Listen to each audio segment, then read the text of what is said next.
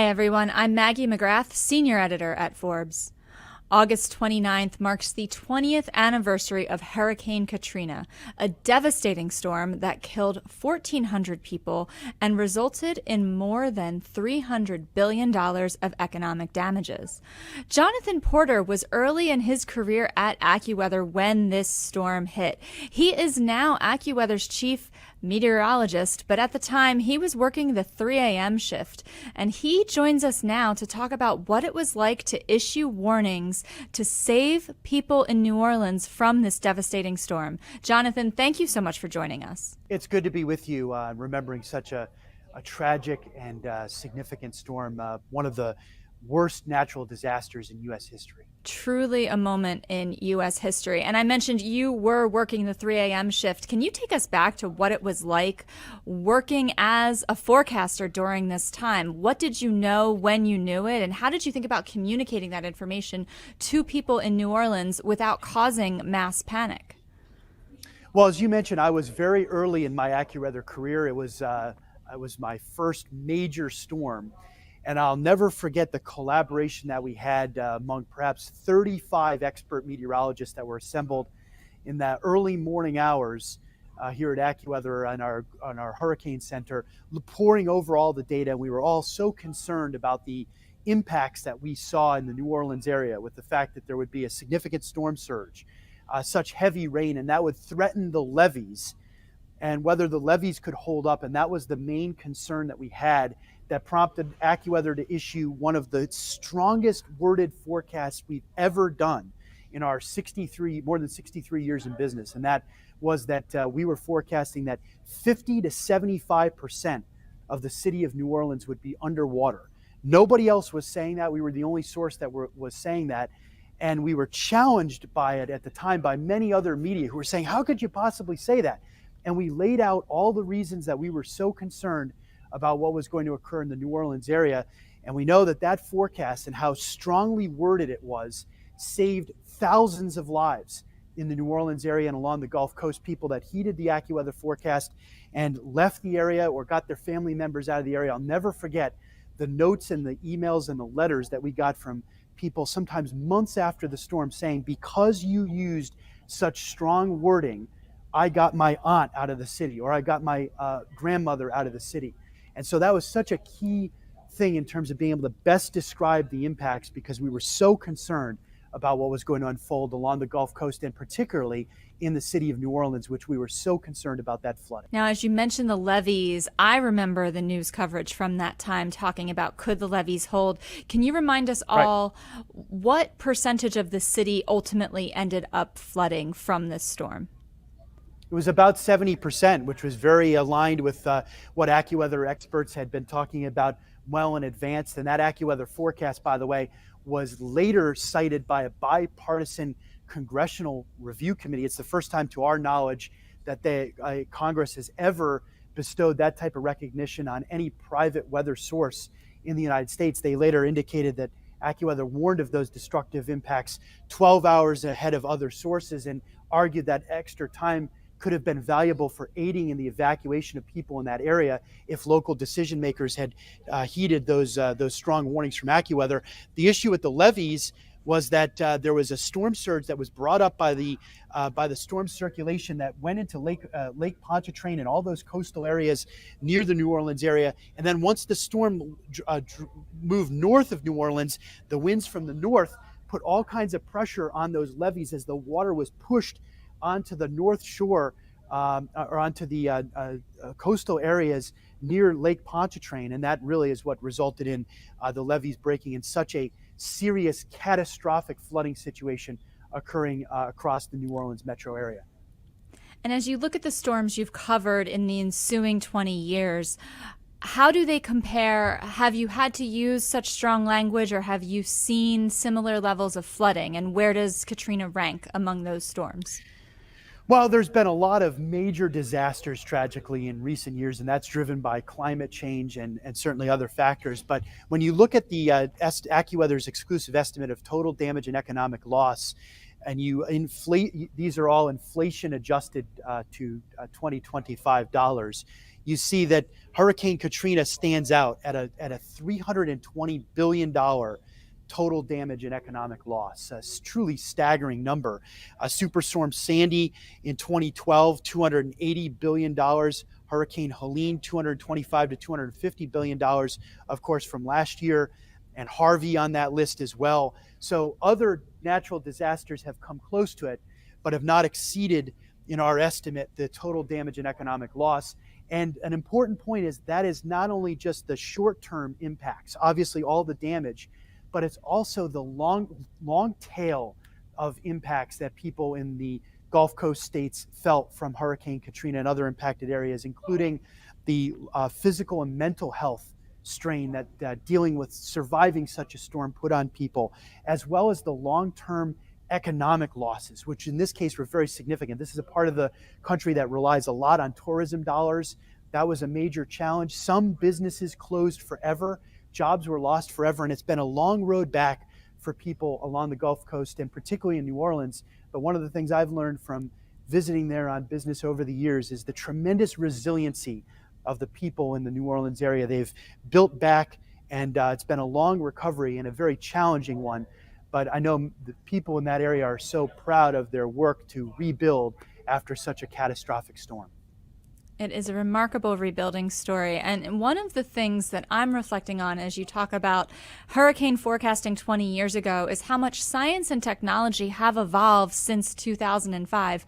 So this is a bit of a hypothetical question, but if a storm exactly like Katrina were to form today, follow the same path and reach the same scale, how would your warnings differ? What would you do differently? And what would we all know that perhaps we couldn't have known in 2005?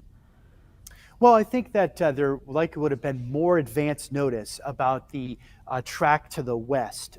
For some time, there was concern that the storm, after crossing Florida, might end up tracking toward the Florida Panhandle. And obviously, from the track of the storm that you can see here back from 2005, the storm ended up moving quite a bit further west, and that's when we, ahead of other sources, made our adjustments to the wording and the descriptions of our concerns in the New Orleans area. The computer guidance that we utilize and the technology obviously has innovated significantly in the last 20 years, and of course here at AccuWeather we're on the cutting edge of that. So I think that if the same kind of storm were to happen today, and by the way, it's likely that a similar storm like that will happen again in the future. So people need to be prepared for those kinds of impacts. But I think if a similar storm were to happen today, there would have likely been even more advance notice for people in the New Orleans area, such that the additional evacuations could occur. And I think one of the other impacts that this shows is that the importance of local officials acting based upon the best forecasts and warnings. We know that one of the aspects that we saw after the storm was how tragic it was that there were school buses that ended up completely flooded in the New Orleans metro area because of where they were parked. If those same school buses had been activated based upon the AccuWeather forecast, if local officials had activated those school buses in the days before the storm, based on the AccuWeather forecast and the concern about flooding, how many more lives could have been saved across the New Orleans area? Instead, they sat in a completely flooded area. Those buses could have been so helpful for additional evacuation. So in the aftermath of this storm, obviously there were many reforms to the Federal Emergency Management Agency, to state and local governments in terms of how they approach emergency management. But there are many, many examples like that where the responses to storms by local and state officials and federal officials have greatly improved in the years since Katrina. It's also a powerful reminder, once again, of how often water impacts are a significant part in storms threats. If you look at the storm surge that occurred across the Louisiana and especially Mississippi coastlines, there was a storm surge of 25 to 30 feet in Bay St. Louis and other communities right along the Mississippi coast, and that caused tremendous destruction there as well. And there were significant water impacts from the storm as well, not only near the coast where there was 10 to 15 inches of rain in some areas, but also very well inland as well, all the way up in the Ohio Valley where there was flooding rains associated with the storm as well. So it once again highlighted all the impacts that can cause a risk to people's lives. And it's once again a reminder for us to all be prepared anywhere you live along the coast or inland areas, that can be affected by tropical storms, hurricanes, or tropical rainstorms. We've got a lot of hurricane season left to go. We want everybody not to let their guard down, but to be best prepared and following that AccuWeather forecast for threats on the way. A lot of lessons about preparation from Hurricane Katrina, but Jonathan, I'm wondering, what else do you draw from your time working on that storm? Is there a lesson you learned as a meteorologist that you've taken with you to other storms and in other moments of forecasting? Well, I think one of the key lessons is exactly what we did in that scenario, which is we reserve the strongest language, the most urgent language for those highest echelon threats, the ones that are the really serious situations where we're concerned about such widespread destruction and so many lives at risk. And we are very careful with how we deploy that language when we talk about 50 to 75% of the city underwater. And again, as I mentioned, we were criticized for doing that at the time. In fact, it became a news story that we were calling for such a catastrophe in the New Orleans area, which I argue actually helped people better prepare and drove even more awareness of it. And I remember our team of expert meteorologists being on the air with many national networks at the time, and anchors going, "How could you be saying that?" And we explained why we were so concerned about that. We know what we only use that language in the most dire of circumstances, and we wanted people to be best prepared, and that's why we use that language. We've also used similar language, such strongly worded language, in other scenarios. I remember during Hurricane Ian, in the days before Hurricane Ian made landfall in southwestern Florida in 2022, we used language around how dire a threat was being faced in that area as a result of storm surge. We called for a catastrophic storm surge. We called for 16 to 20 feet of water in Fort Myers Beach and surrounding areas, where the government and other sources were calling for less than that. So we were stressing how dangerous that was going to be for people in those areas. And of course, last year we used such strong language inland as it related to Hurricane Helene, talking about I'd never used language before in my career, talking about informing people in the mountains of eastern Tennessee and western North Carolina in particular, that they could live in a community their entire life and not see high water rising so rapidly in some of the places that we were forecasting that to occur, and that some communities would be essentially cut off due to the severe flooding that was going to be occurring. And so we've used that language from time to time in the major events. We're so careful about doing that because we have to reserve that for those highest priority situations. But it's our job to paint the best picture of what a storm impacts are going to look like in any particular area, so that people can be best prepared and to stay safer. And we know from AccuWeather customers and AccuWeather users, they've told us so many times over the years that language has helped save their life or save the life of family members, ensuring that people are best prepared. So again, this is another reminder of the language is so important, and that's why we spend so much time not only concerned about the forecast and getting every detail of that correct with our team of over 100 expert meteorologists, but how we're going to best communicate it so that ultimately people and businesses can stay safer and make the best decisions. That's what we do here at AccuWeather. Now, Jonathan, you mentioned hurricane season 2025 is not over yet. Can you talk about what concerns you as you look at AccuWeather's forecast for the next few months? Is there a Katrina-like storm on the horizon?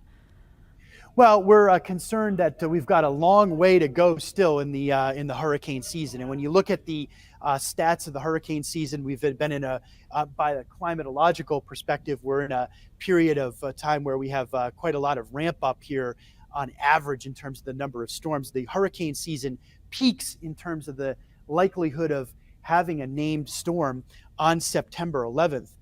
So we still have a ways to go before we get to the climatological peak of the hurricane season.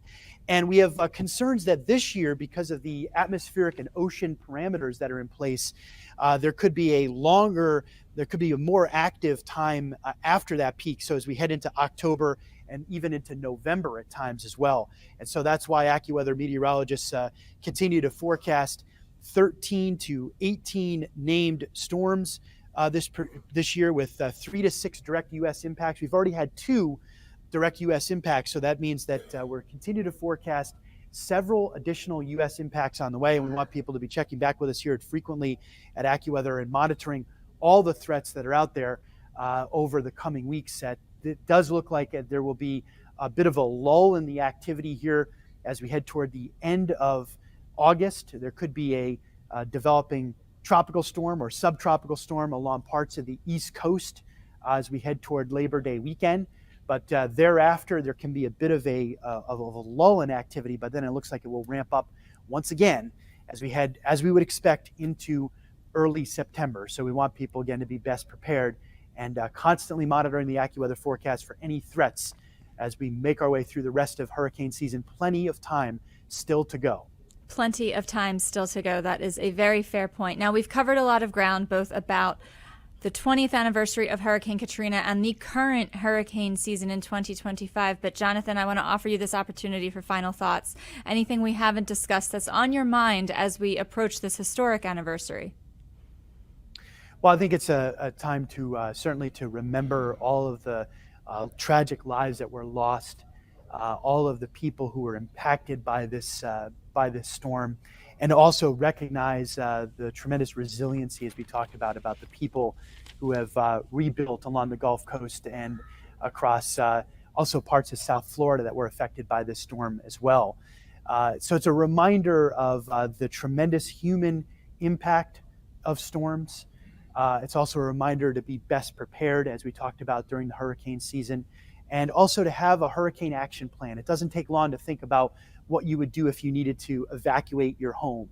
What are the important things that you would need to take with you? What are prescriptions that you might need? Are there special needs that people in your home have that would require you to prepare a little bit differently? If you think about those things in advance, then you're in a much better position to take the action that you need to take in case you have to evacuate or you have to shelter in place in your home, depending upon the types of impacts, if a tropical storm or hurricane threatens your area. So just like a lot of things, a little bit of preparation goes a long way to staying safer and to being best informed. And that's what we help people to do every day here at AccuWeather on the free AccuWeather app, AccuWeather.com, or the AccuWeather TV network to stay ahead of the threats this hurricane season. Jonathan Porter, AccuWeather Chief Meteorologist, thank you so much for joining us and sharing your reflections and also your warnings ahead of the rest of the 2025 hurricane season. We really appreciate your time.